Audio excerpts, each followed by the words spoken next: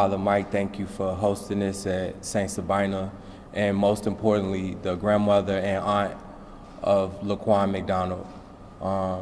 Today, we're just here to continue to echo the demands we've been echoing, not just this past week and not since a couple of weeks ago, since we heard the announcement of the possible release of Jason Van Dyke. We've been echoing these calls for the past 3 years since George Gargan unjustly sentenced Jason Van Dyke to only 81 months in prison. We're here again. This is a continuation of calls we've been demanding the U.S. District Attorney of the Northern District of Illinois, John Losh, for the past 3 years to file federal charges on Jason Van Dyke. We know this is possible. There's no statute of limitations for what Jason Van Dyke did with his unlawful act. We know that U.S. Attorney General Merrick Garland and the U.S. District Attorney John Losh has the legal authority along with the moral obligations to file charges on Jason Van Dyke. We are T-minus 8 days away from a potential, another possible miscarriage of justice. Jason Van Dyke should not be released from prison whatsoever. If he did his time in state prison, so be it, but the Department of Justice and the federal authorities have the legal authority to intervene in this situation as of today. I'm gonna step from the mic and allow the grandmother of Laquan McDonald to say some few words about her grandson, followed by Congresswoman Robin Kelly, State Representative Cam Buckner, and then we're going to ask Father Mike to close us out in prayer. All right, Ms. Tracy. Hi, I'm Laquan McDonald's grandmother, Miss Tracy Hunter. He's my son's daughter, my daughter's son. I'm seeking justice, my voice to be heard, that please don't let this man out, because he did a hideous crime. Everybody know that he killed my grandson, and I felt that it was just so injustice of what he did in the time that he served. So I'm asking for everybody to help us seek the right justice to keep this man from coming out and for him to serve his right time. This has been a long road, and it's still a long road to go. And I'm not gonna rest or be satisfied until this man do his rightful time. And all I'm asking, is for help. In a positive way, without any corruptions about it, just asking for help. Me and my family, we went through heartache, we went through pain, and we're still suffering now of the loss of my grandson. This man took a generation from us, from him being a father, a grandfather, still growing to be a big brother, an uncle, all in one. And I just want justice, the right justice to be done. Because 81 months wasn't no time at all. It was a slap on the wrist. The man served 3.5 years and still laughing about it because it was a slap on the wrist. But the judge knew that he had to give him something because he knew everybody's gonna go in an uproar. But it wasn't right. So all I'm asking is just to help keep this man from getting out. Because I know in my heart, and everybody else know, that he did not serve the time that he's supposed to be serving.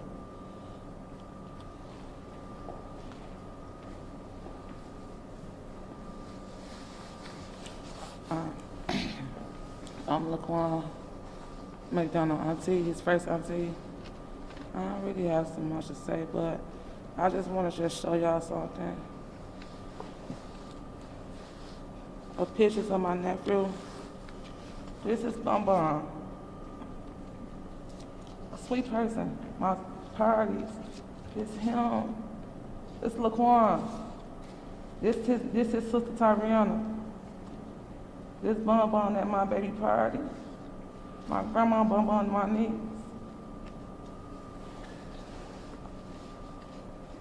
That's all I want to say.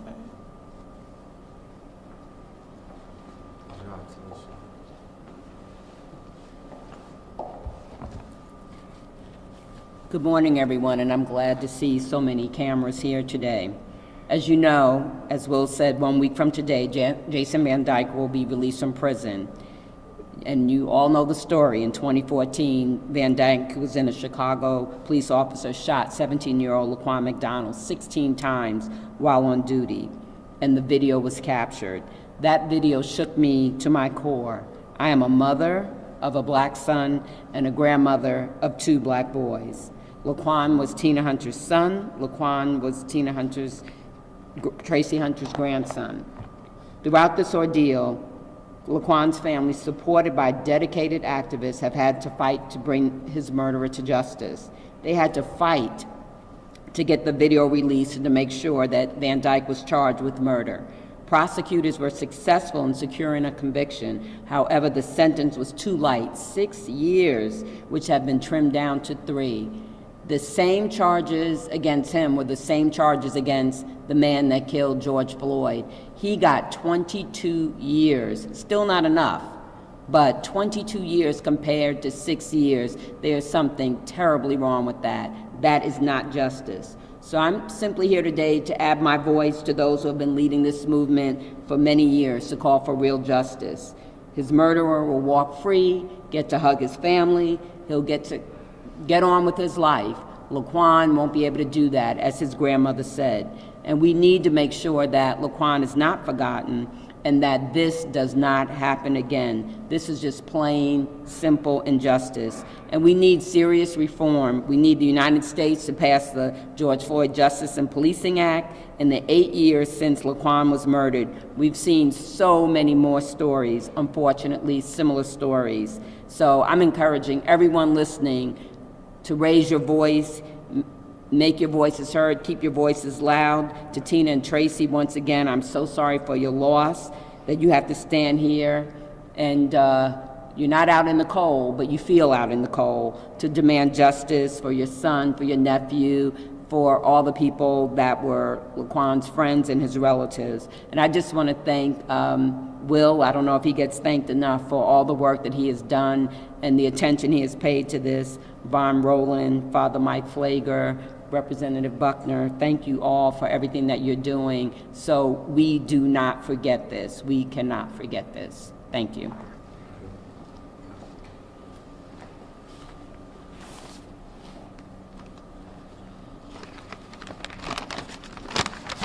Good afternoon. Tina and Tracy, thank you for your strength. 3 years for murder. 3 years for murder. We stand here today with the Hunter McDonald family, not operating out of a position of weakness, but from a position of strength, because the truth is on their side. We're here today joining with family, the faith community, the activist community, federal and state legislative leaders, because our obligation and our responsibility to Laquan did not end with the guilty verdict. It's an unfortunate reality that we have been so programmed and so used to getting nothing that getting anything sometimes feels like a win. But half justice is no justice at all. A modicum of justice is no justice at all. Pervasive justice is no justice at all. We realize that a federal investigation won't bring Laquan back. But we also realize that it's incumbent upon all of us that we establish a national standard for effective policing in communities of color so that we restore the public's trust in law enforcement in order to create a fairer, more equitable system of justice for all Americans. I want to be clear. As Will said, we did not just begin to ask for this month. This didn't come from some serendipitous clarity. These calls have been made since the day the video was released and since the day of the guilty verdict and the subpar sentencing. We are asking for the proper response to a crime where a 17-year-old was deprived of his civil rights. His right to exist was taken from him. For Jason Van Dyke to walk free on February 3rd would be maddening. February 3rd is the anniversary of the ratification of the 15th Amendment to the United States Constitution, which prohibited the denial of voting rights based on race in this country. That was 1870. February 3rd has a historical significance for righteousness. and for being right. We're asking that the U.S. Department of Justice take its rightful place in this case of the violation of civil rights and this horrendous murder. Thank you.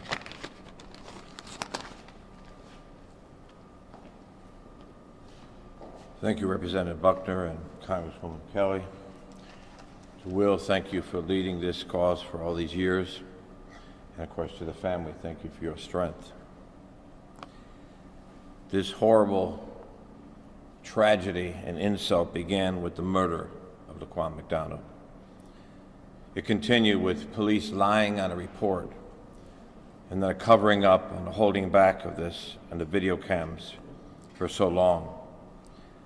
And then it continued with a slap on the wrist of a sentence. And now it continues with an early release. Explain that. Explain that to the family.